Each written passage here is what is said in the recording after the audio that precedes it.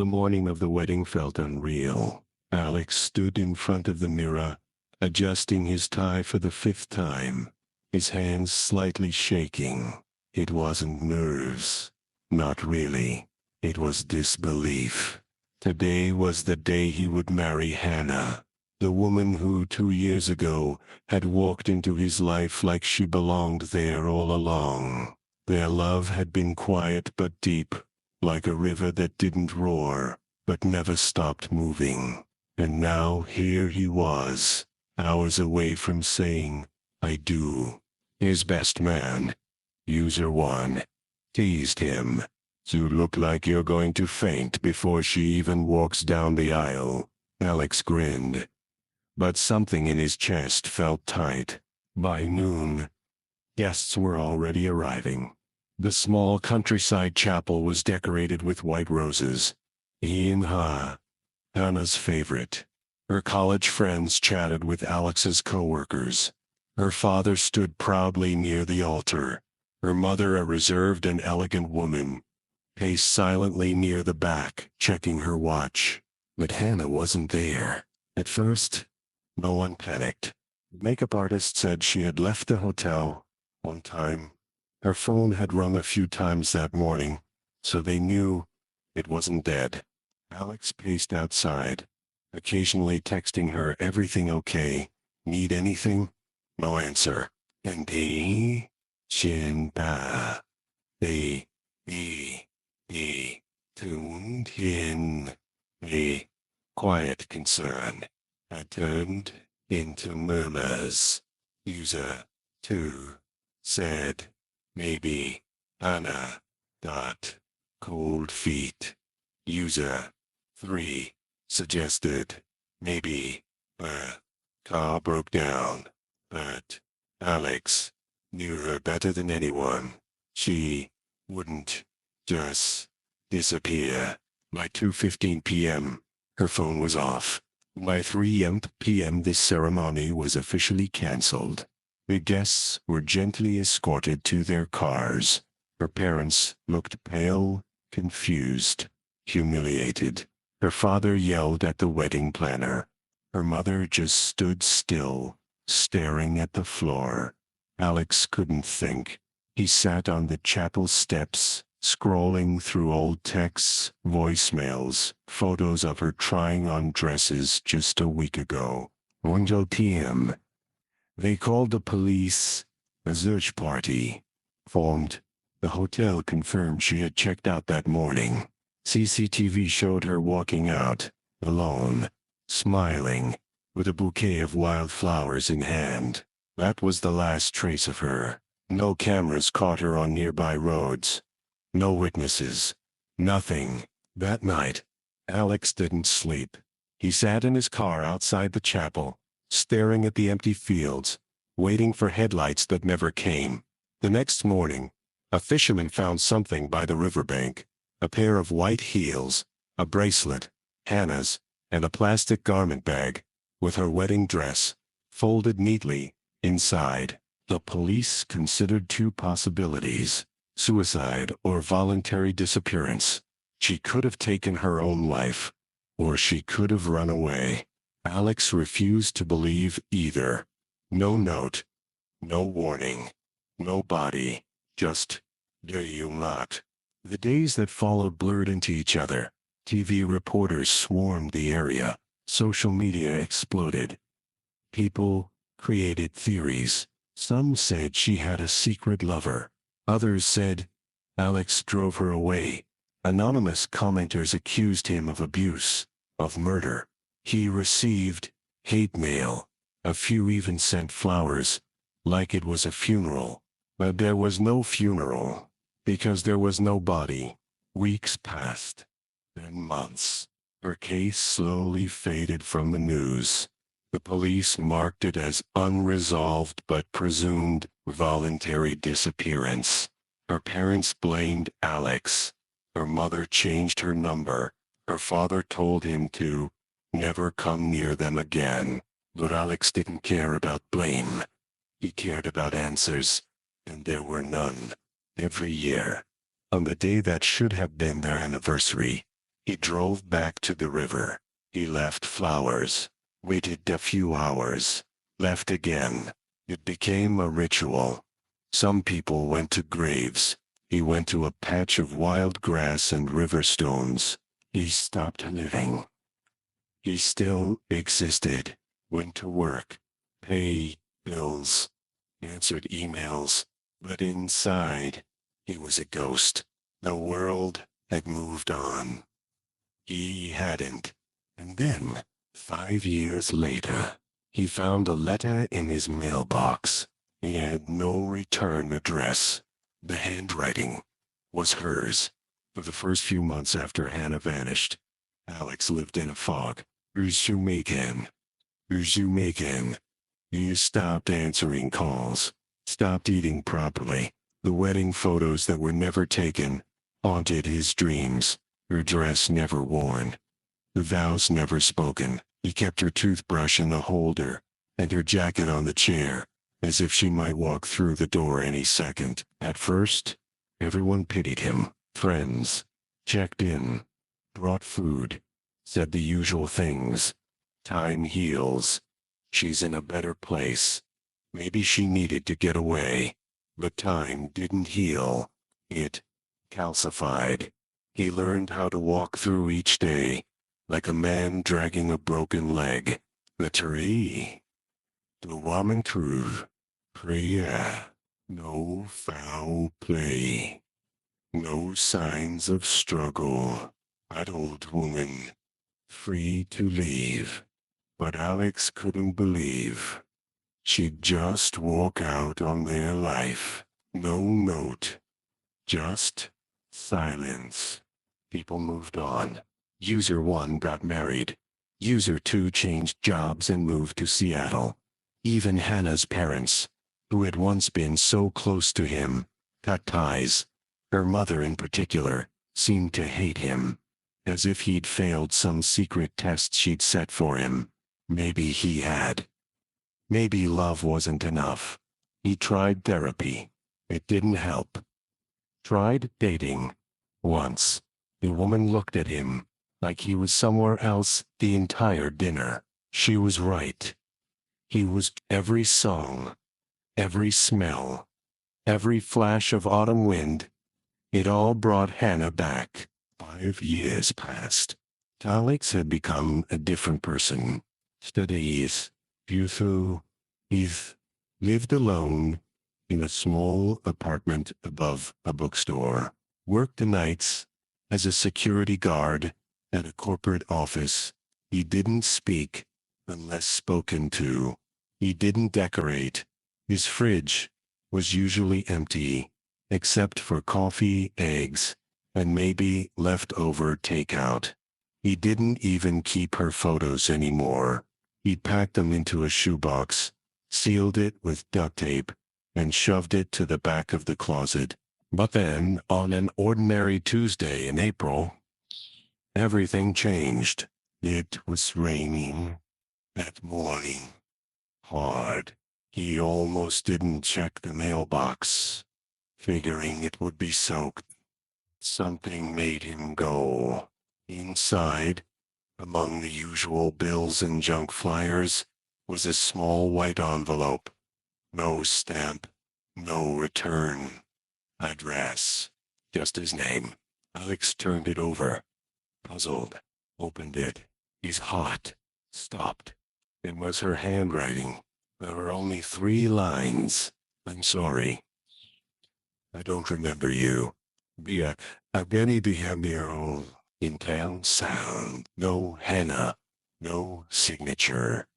Just the initial. But he knew it was her.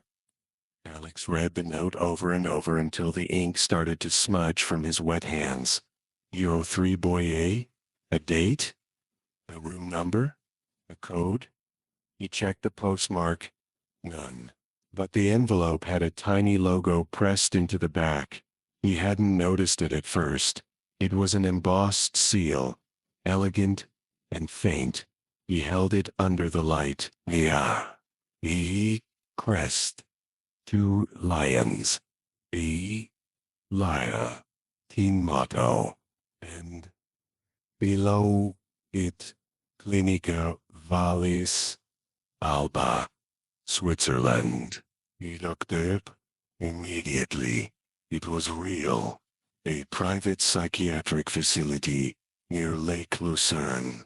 Elite, expensive, almost impossible to access. No public records of patients. No visitors, unless cleared. Meant for the ultra-wealthy or deeply connected. Why would Hannah be there? Knowing someone found her and then kept her? Alex felt a jolt of something he hadn't felt in years. Purpose. She was alive. He didn't know how, or why she was writing to him now, or what. I don't remember you. Meant that he knew what he had to do. He booked a flight that night. He didn't care about protocol, or laws, or gates with guards. If Hannah was in that place, if she had been there this whole time, then someone had lied. Someone had hidden her. And he was going to find out who. The flight to Switzerland felt like a dream. Alex didn't remember entering. He stared out the window as clouds shifted below him. The letter clutched in his jacket pocket like it might vanish if he let go. He hadn't slept. He hadn't told anyone where he was going. For the first time in 5 years, he didn't feel empty. He felt dangerous. He arrived in Lucerne. Under gray skies. His city was pristine, elegant, the kind of place where people wore tailored coats and whispered in cafes. He didn't belong here, but he didn't care. The clinic, according to Google, was 40 minutes from town, tucked in the hills, beside a private lake, behind gates and trees, and layers of money. Clinica Vallis Alba. He rented a car and drove up the winding road. The air smelled like pine and rain. The gates were taller than he expected. Sleek, silver, with cameras blinking at every angle. He pressed the intercom. A calm female voice answered in German. He switched to English. "I'm here to see a patient," he said. "I'm sorry," she interrupted. "We do not confirm or deny the identity of our residents." "I got a letter," he said, "from someone inside. Someone who remembers me in their dreams." Silence. "And do you have an appointment, sir?" "No," he said, "but I'm not leaving." There was a pause, then a polite, but firm. "Then we'll notify local authorities." The line cut. An examateur. Inexat is in the car, stunned. For a moment he considered ramming the gate, but that wouldn't help. He drove back down to Lucerne and checked into a cheap hotel. Spent the night online. Searching. The clinic's website was vague. A sanctuary for neurological healing. Testimonials were glowing, but anonymous. He dug deeper. Articles in French and German hinted at wealthy families hiding embarrassing relatives behind the walls. Old scandals. Forgotten heirs. Rumors of memory treatment programs. Experimental therapies. Nothing provable. Next day, Alex had a plan. He shaved, dressed, in a pressed shirt, and walked into the clinic's main office.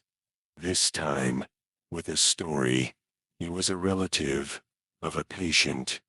His cousin had been checked in under a false name. She'd lost her memory. Her family believed she was dead. But he had proof. The letter. He didn't want drama. Just 5 minutes to see her face. To know. The receptionist, user 4, was polite but unmoved. No patient by that description.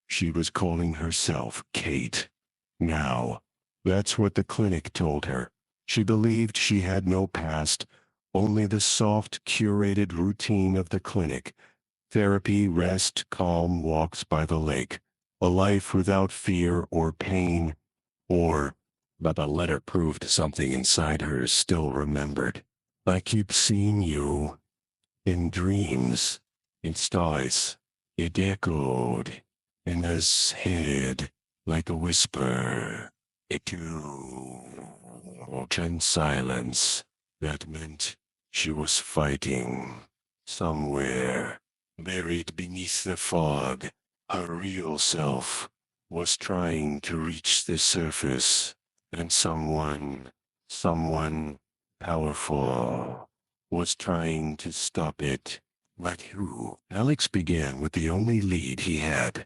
The anonymous donor who had paid for Hannah's treatment. He knew enough about clinics like Vallis Alba to know nothing came cheap.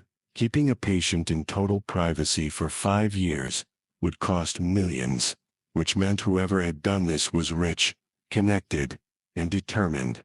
He spent the next few days digging, posing as a journalist, pretending to be a medical researcher, asking around Lucerne, at cafes, at hospitals. Most people knew of the clinic. Few knew anyone who'd been there. Those who did refused to talk. On the 4th day, a breakthrough. An elderly nurse at a nearby hospital, user 5, remembered something. A woman brought in, unconscious, found near a hiking trail, no ID, head trauma. The hospital had tried to admit her, but within hours, a private ambulance arrived. Orders from above, no name, just papers, signed and stamped. Strangest thing, the nurse said. She had a small scar behind her ear, fresh, like a cut from a scalpel. Nursing, really, a surgery could have been, she said. Viditali, with his healing clean. Almost like someone wanted it to go unnoticed. Reyes thanked her and left with his pulse racing. A scar behind the ear, near the skull, where the brain stores long-term memory. Could they have done something to her? He searched online for experimental procedures, underground neurology programs, found papers about targeted memory suppression, mostly theory, but in the right hands. With enough money, he needed help. He called User 6, a friend from college who now worked in cybersecurity, told him everything, asked him to trace the origin of any payments to Clinica Vallis Alba around the time Hannah had been admitted, wire transfers, shell companies, anything. I found something, he said. Clinic payments came through a holding firm based in Luxembourg. But the real owner? You're not going to like this. Who? Vincent Rothwell. Broad. Vincent Rothwell was Hannah's ex-stepfather. He'd married her mother when Hannah was 13. Wealthy, controlling, cold. Hannah never talked about him much, except once, when she'd said he was dangerous, in ways you can't see. Her mother had divorced him years ago, but he'd stayed rich, disappeared into private life, and now, somehow, he was the one who'd hidden her. Alex tried to reach Hannah's mother. She didn't answer. He tried her old friends. Most hadn't spoken to her in years, but one, User 7, agreed to meet for coffee. What do you remember about Vincent? Alex asked. User 7 hesitated, then said, he hated you. Hannah told me, said he thought you were beneath her. said you were going to ruin the bloodline. His words. Alex frowned. He was out of her life for years. Was he? User 7 leaned forward. The last month before the wedding. Hannah looked scared, jumped at noises. She told me once she thought someone was following her. Said she'd seen Vincent's car parked near your apartment, but didn't want to worry you. Alex's mind reeled. Why hadn't she told him? Because she didn't want to believe. Because she thought it would ruin the wedding. Because maybe she thought she could handle it on her own. But she didn't. Vincent must have taken her, arranged it, paid doctors to erase her past, locked her away in a place no one could reach. For what? Revenge, power, control, or maybe you bury something. And now it's returned to the clinic. This time, he wasn't asking for permission. He waited until late evening, when the security changed shifts. Then he slipped through a side fence near the lake, hid in the shadows, moved like he'd rehearsed it in his mind 100 times. He reached her room, lying that daughter. Her face looked peaceful, but Alex knew it wasn't real peace. It was silence, forced upon her. He knelt beside her bed and whispered, Hannah, I know you don't remember me, but you wrote to me. You reached out. I need you to try again. She stirred, frowning slightly. Then she whispered, eyes still closed. Alex, his heart stopped, but before he could speak, the lights turned on. That too. Security guards stood at the door. Step away from the patient, one of them said. Alex raised his hands, but he was smiling, because even if she didn't remember everything, she remembered his name. They kicked him out of the clinic. The guards didn't hit him, didn't cuff him. They didn't have to. Their silence was worse. Cold professionalism. Like he was just another delusional man, trying to disturb a peaceful patient. They walked him down the corridor, like an intruder. But as they opened the glass doors to shove him out into the night, he turned back one last time. Anna was watching from the window. Not Kate. Not the version they had created for her. Hannah, easily Percy, confused, but her eyes had something else too. A spark, something that hadn't been there. The first time he met her, he had remembered his name. That was enough to keep him going. Back at the hotel, Alex made a decision. He couldn't walk away. Not now. Not when he was this close. If the clinic wouldn't let him back in, and Rothwell had buried everything behind a fortress of money, then he needed help from someone who didn't play by the rules. He made a call to an old contact. User 8, a private investigator who used to work corporate blackmail cases. They met the next day in a quiet cafe. Alex laid out everything. The wedding, the disappearance, the clinic, Rothwell's name on the payments. User 8 listened without blinking, then said, "This is big. You sure you're ready for what we might find?" Alex nodded. "Good," she said.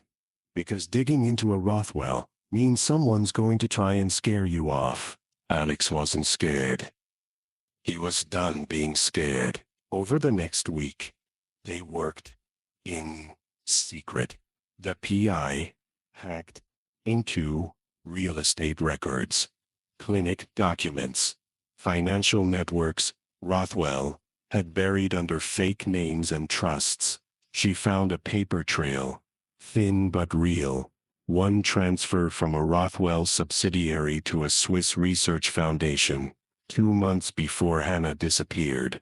That foundation specialized in neuromodification, memory suppression. It was real. They'd erased her on purpose. But the bigger question was, why? That answer came unexpectedly.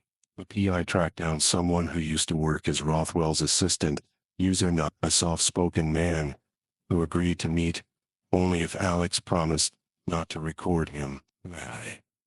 I was with Mr. Rothwell for 5 years, he said. He ran his empire like a chessboard. Everyone was a piece. He never forgave people for disobeying him. And he especially hated Hannah. Why? Doesn't she? Because she reminded him of her mother. And because she inherited something he couldn't control. The estate. Alex blinked. What estate? Hannah's real father, her biological one, was old money, big legacy. Before he died, he left it all to her in trust. Millions. Rothwell married into it, tried to leverage it, but the terms were ironclad, and when Hannah turned 25, she'd get full control. Alex's stomach turned, and she was about to access that inheritance when she disappeared. User 9 added, a week before her birthday. Now, it made, if Rothwell couldn't get the money, he made sure she couldn't either. Erase her identity. Erase her Rothwell's legal name. Put her in a place where no one would ever connect the dots. Let the funds stay frozen in litigation, or maybe siphon them slowly through loopholes, under the pretense that she was missing or incompetent. It wasn't just about revenge, it was theft. Alex thanked the man, and left with his heart pounding. It wasn't just love anymore. It was justice. She didn't just forget. She'd been erased. Legally, financially, emotionally. He had to wake her up. But how? He remembered what she said in the letter. I see you in dreams. That meant there were cracks in the wall, fissures in the memory blocks they had built. If he could get through to her again, maybe it would be enough to bring everything back. He needed something powerful. A trigger. He went back to their apartment in London. It had long since been emptied and rented out, but he still had a box of keepsakes in his mother's attic. He dug through it for hours. Then he found it. The music box. It was an old, battered thing. Wooden, hand-painted, played a soft lullaby.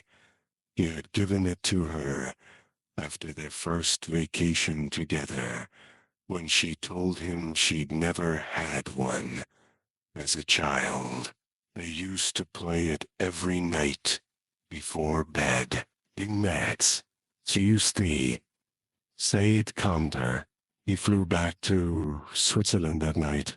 He didn't go to the front gate. He knew they wouldn't let him. He waited until after sunset and slipped through the same fence, hid in the woods, waited for lights to go out, then crept toward her room. He held the music box in his hands, like a relic. When he reached the window, he gently knocked. She was already there, waiting. She opened the window, just a crack. Wait, I'm sorry, she whispered. I don't know what's wrong with me, but ever since I saw you, I keep getting flashes. You remember this, he said, and opened the music box. The lullaby drifted out into the cold night air. Her breath caught. She staggered back, grabbing the edge of the desk. Her hands trembled. Then she whispered, that song. Alex climbed in through the window. Anna, he said gently, they did something to you. Rothwell. He took everything, but he didn't win. You're still you. Tears. spilled down her cheeks.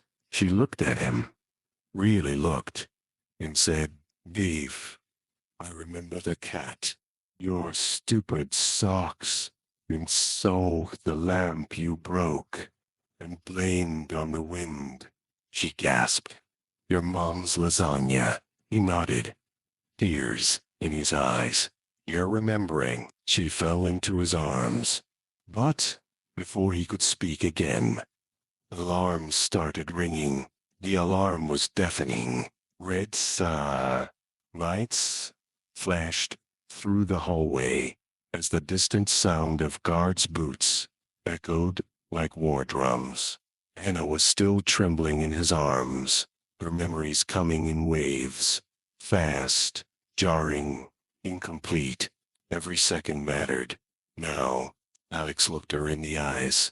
We have to go. Now, she nodded, wiping her face, trying to steady herself. Sal, I remember pieces, not everything, but I remember you. That's all I need. They slipped out the window into the darkness. Alex had memorized the security patterns over the past few nights when the cameras swept, when the motion sensors blinked off. He grabbed Hannah's hand, leading her through the trees, ducking low, their breath fogging in the cold mountain air. Behind them, voices shouted in German. Searchlights cut through the woods. But they didn't stop running. Alex had parked a rental car off a service road, hidden beneath a tarp of branches and leaves. They reached it just as headlights flared on the hill above. Black SUV barreling toward them. No time, Alex said. He threw the tarp aside, got her in the passenger seat, and floored the gas. Tires screamed against gravel as they shot down the mountain road. The SUV followed. There's catching up, Hannah cried. Let's someway. His eyes were fixed on the rearview mirror. I expected this. They needed them to follow, to think he was just running, not planning. He took a hard right into a narrow forest path. Branches scraped the sides of the car like claws. The SUV behind them hesitated, then followed. Alex glanced at the dashboard. Just a little further. This isn't a road, Hannah said, panicked. No, he said. It's a trap. They broke through the tree line and hit a steep slope, and at the bottom, waiting in the clearing, were two unmarked police vehicles. Blue lights flashed. The Swiss police stepped out, guns raised. Alex slammed the brakes. The SUV tried to reverse. Too late. Within seconds, the men inside were pulled out, handcuffed, and shoved to the ground. Rothwell wasn't among them, but Alex recognized one of the faces, a man who had once been Rothwell's personal driver. Now he was pretending to be clinic security. Alex turned to Hannah. You okay? And you crutch your pepper spray. Eve, he it. Your memories are one thing, but to get justice, we needed proof. People who worked for him, chasing us, trying to stop us.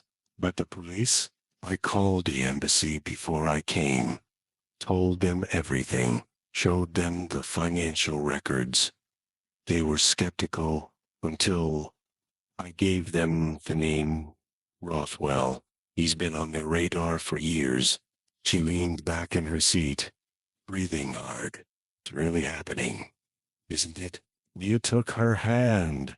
It is. The next few days were a blur. They stayed under protection in Geneva while international warrants were issued.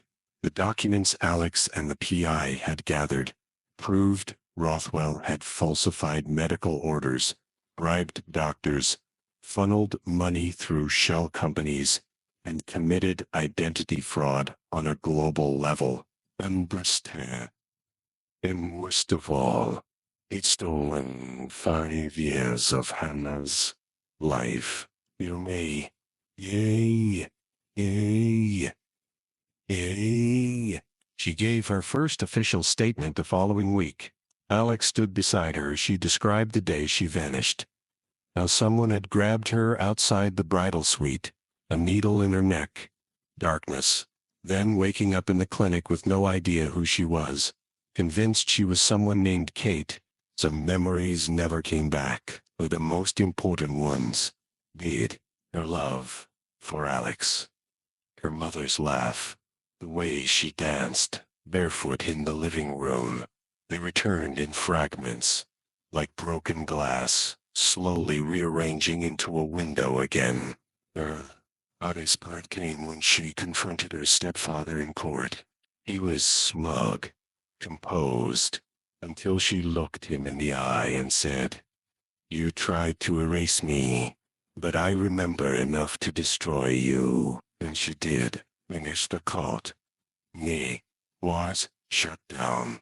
International headlines followed Harris found alive after 5 years. Maimed, erased by billionaire stepfather.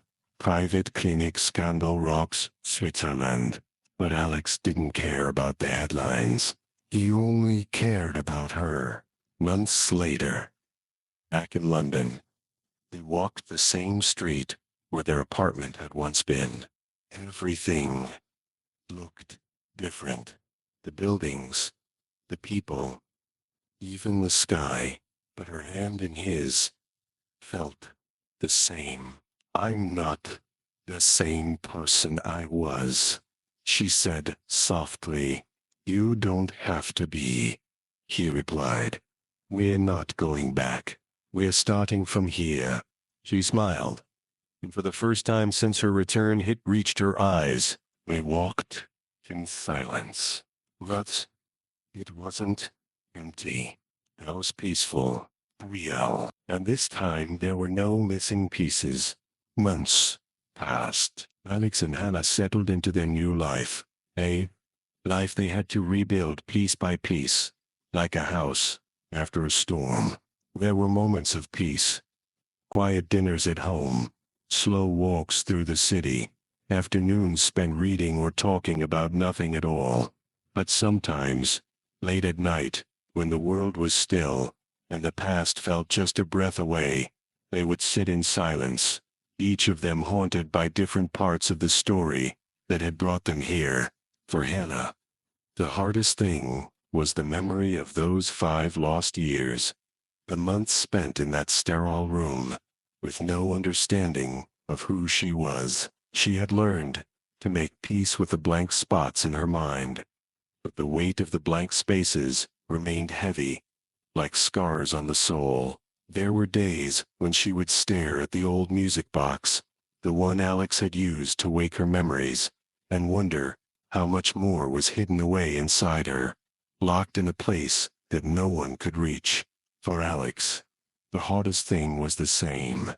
The thought that he might have lost her forever, that he might have never been able to find her. Every time he looked at her, he couldn't help but wonder what she had been through in those years, who she had become, the person she had been, the person she had been, the person she was now.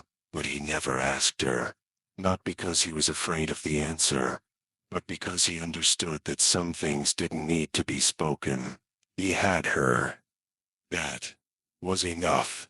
But even as they moved on, they couldn't escape the shadow of Rothwell. The trial had been a victory, but it was not the end of the story. Rothwell's lawyers had managed to delay the case for months, using every trick in the book to muddy the waters.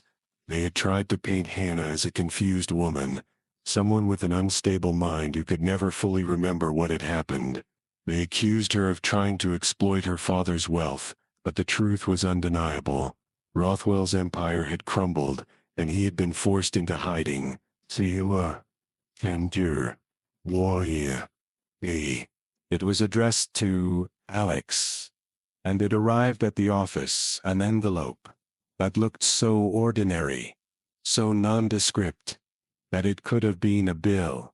But Alex's heart skipped a beat as soon as he saw the handwriting. It was Rothwell's B. That's B.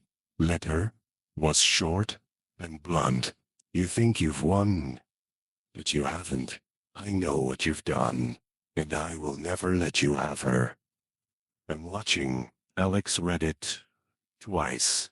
Then he folded it carefully and placed it in his desk drawer. Rothwell had been found guilty. His wealth had been stripped away. His influence had crumbled. But the man had always been more dangerous than anyone had realized. The letter was a threat, a warning, a reminder that no matter how far Alex and Hannah had come, they were still not safe. They'd won the battle. But the war wasn't over. That night, as they sat together in their apartment, Alex told Hannah about the letter. She listened in silence, her fingers absently tracing the rim of her coffee cup. Do you think he'll come after us? She asked softly. I don't know, Alex said, but I'm not going to let him hurt you again. She didn't answer. She didn't need to. They both knew that Rothwell wouldn't stop. He'd been playing a long game, and now that he was cornered, there was no telling what he might do next. But there was something else in the letter, a detail that didn't sit right with Alex. Something subtle that he couldn't shake. The handwriting. It wasn't Rothwell's. It took Alex a few days to realize what was off. He dug into the details of Rothwell's personal records, examining everything he had from the trial, the police reports, the letters, and that's when he found it. The letters in the message didn't match Rothwell's usual handwriting. They were a little too perfect, a little too clean. Rothwell was never that neat, never that careful. The writing had been forged. The letter wasn't from Rothwell at all. It was from someone else. Someone much closer. And that was the moment Alex realized the true extent of the conspiracy. Rothwell wasn't the mastermind behind everything. He was a pawn, just like Hannah had been. Someone had been pulling the strings from the shadows. Someone who had stayed hidden. Someone who had orchestrated the entire thing, the disappearance, the memory erasure, the manipulation of everyone involved. Alex's mind raced. The truth was much darker than he had imagined. Rothwell might have been the figurehead, but the person behind it all, the one who had planned every move, every detail, was someone who had been right under their noses the entire time. It wasn't until Alex connected the dots that the real shock hit him. The person pulling the strings was none other than Hannah's mother. Her mother had known everything. She had known about Rothwell's plans. She had helped him keep Hannah hidden. In fact, it was likely that she had been the one to help create the fake identity, the one to put Hannah in the clinic. She had wanted to control her daughter, to keep her under her thumb. And when she couldn't do that through love, she had done it through manipulation. Beans, another, had beans,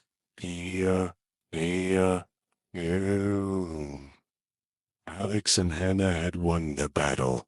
But the war was far from over. Now they had to face the true enemy, the one who had betrayed them both, the one who had made it all possible. Sorry. Silvery sat and sighed. Digital. Dating. Hannah's mother, a woman who had always been a shadow in the background, who had once seemed like an ally, had orchestrated everything. The disappearance, the manipulation, the erasure of her identity. She was the one who had helped Rothwell lock Hannah away in that clinic. The one who had kept her hidden all these years. Why? Why would she do such a thing? It's doing Sue, Hannah's mother, had always claimed to love her. She had been the one who had raised her, who had shown her affection, even after Hannah's biological father had passed away. But beneath all the warmth, there was always something cold, always something hidden. And now, the truth was slowly unraveling. Piece by piece, Alex spent the next few days tracking down every lead, every connection that might explain how deep the betrayal ran. He dug into Hannah's mother's finances, her connections, her history, and what he found was chilling. Her mother had been involved with Rothwell. Long before the marriage, she had known him as a business partner, a powerful ally. She had been part of his world, long before Alex had ever come into the picture. And it wasn't just about money or control. It was about something much darker. Hannah's mother had been a part of the original plan to erase her, not because she hated her daughter, but because she feared what would happen when Hannah inherited the family estate. The trust was worth more than just money. It represented power, power that could have shifted everything, that could have shaken the foundations of the empire Hannah's mother had built. If Hannah had claimed that wealth, she would have had the means to expose everything, to tear down the very world that her mother had constructed for herself. It had been a choice, her own daughter, or her empire, and, in her mind, the empire had won. But that wasn't all. The more Alex uncovered, the more he realized the twisted extent of Hannah's mother's plan. She hadn't just wanted to erase her daughter's memories. She had wanted to erase her completely. She had manipulated Rothwell into believing he could control the situation, to make her someone else. It wasn't just about keeping the money. It was about keeping the power.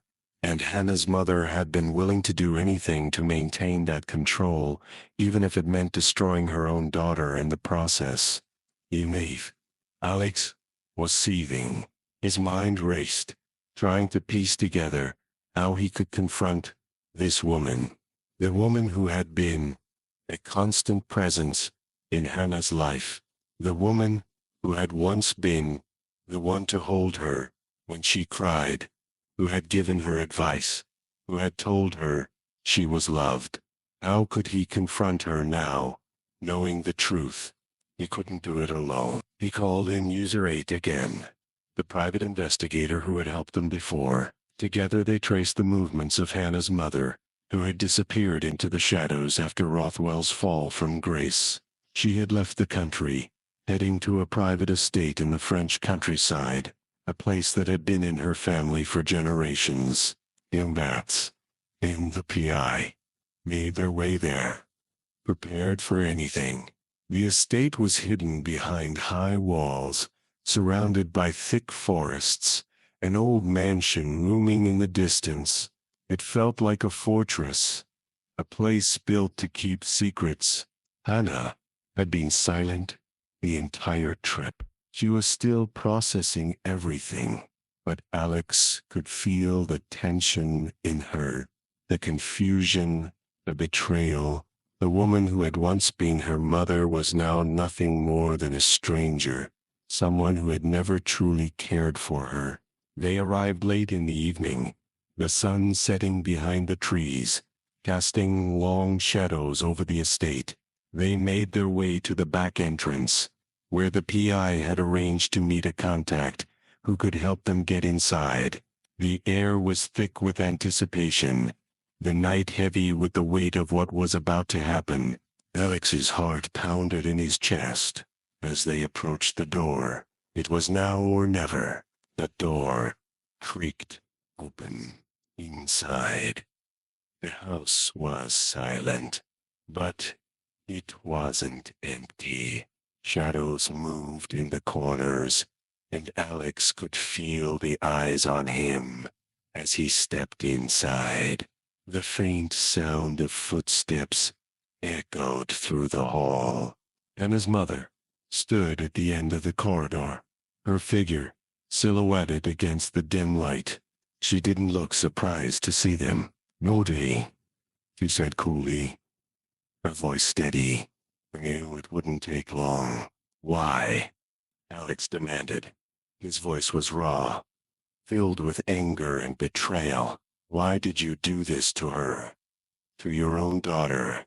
Her face remained impassive, though there was something in her eyes, a flicker of guilt maybe, or resignation. She wasn't supposed to remember. None of this was supposed to happen, but I was protecting her. Protecting her? Hannah's voice was shaky but strong. "You erased me. You destroyed my life. You need us all be. You need us all be. You don't understand, Hannah. You never understood. I did it because I had no choice. He had the power to ruin everything. Everything I've built. And I couldn't let you take it all away." Yoa.